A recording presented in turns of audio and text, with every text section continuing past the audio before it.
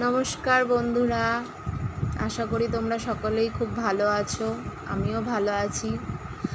আর এই দেখো, আজকে আমার নীল অপরাজিতা ফুলের গাছটাতে আজকে অনেকগুলোই নীল অপরাজিতা হয়েছে। আমি ছাদে এসে যখন এইটা দেখি, সাদা অপরাজিতাগুলো প্রায় দিন ফুল হয়, কিন্তু নীল অপরাজিতা গাছটা না একদম ফুল হয় না, খুব কম হয়। তো আজকে দেখে আমি এত আমার মনটা খুশি হয়ে গেছে। আর দেখবে ফুল এমনই জিনিস, কার না ভালো লাগে বলো।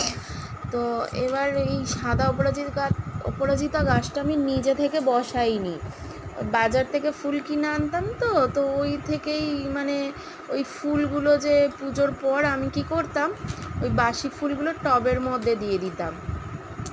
তো ওই টবের মধ্যে দিয়ে দিতাম, তো ওই থেকেই এই সাদা অপরাজিতা গাছটা আপনা আপনিই হয়েছিল। তো ফুল দিত প্রচুর, প্রত্যেক বছরই ফুল দিত এই গাছটা। কিন্তু নীল অপরাজিতা গাছটা আমি নিজে বাজার থেকে কিনে এনে লাগিয়েছিলাম, একটা দুটো ফুল দিত। কিন্তু এখন দেখছি এতগুলো ফুল ফুটেছে গাছটা, তার কি ভালোও লাগছে দেখতে। তো আমার মনটা খুব খুশিতে ভরে গেল দেখে। তো আমি দেখো ভোলেনাথকে সাজিয়েছি কি সুন্দর করে, দেখো নীল অপরাজিতা। এটা আমার এই যে দেখো সাদা, বাজারের ফুল তো দিয়েইছি কিনে আনা, আর নিজের গাছের ফুলগুলোও দিয়েছি। দেখো কি ভালো লাগছে দেখতে। দেখো আজকে বৃহস্পতিবার, আজকে মা লক্ষ্মীর বার, গুরুবার।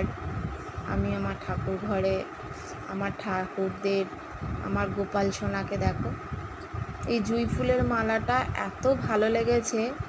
আমি এরকম জুঁই ফুলের মালা প্রথম দেখলাম। এরকম টাইপের এত ফোঁটা, খুব সুন্দর আর কি, এরকম গোলাপ ফুল দিয়ে জুঁই ফুলের মালা আমি সচরাচর বাজারে দেখতে পাই না। তো আমার খুব ভালো লাগলো, আমি কিনে নিয়ে এলাম। তো এই আমার ভোলেনাথকেও সাজিয়ে দিয়েছি। আর আমার ছাদে যে নীল অপরাজিতা ফুলগুলো এতগুলো ফুটেছে দেখে আমার এত ভালো লেগেছে, কি বলবো। লোকনাথ বাবা সবাইকেই দেখো সাজিয়ে গুছিয়ে পুজো দিয়েছি।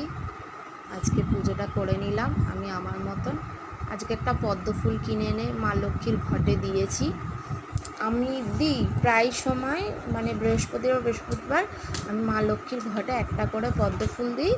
আর আমাদের মাসের যে বাংলার ক্যালেন্ডারে যে শঙ্করের পুজো হয়, তখন আমি মা মনসাকেও একটা করে পদ্ম ফুল দিই।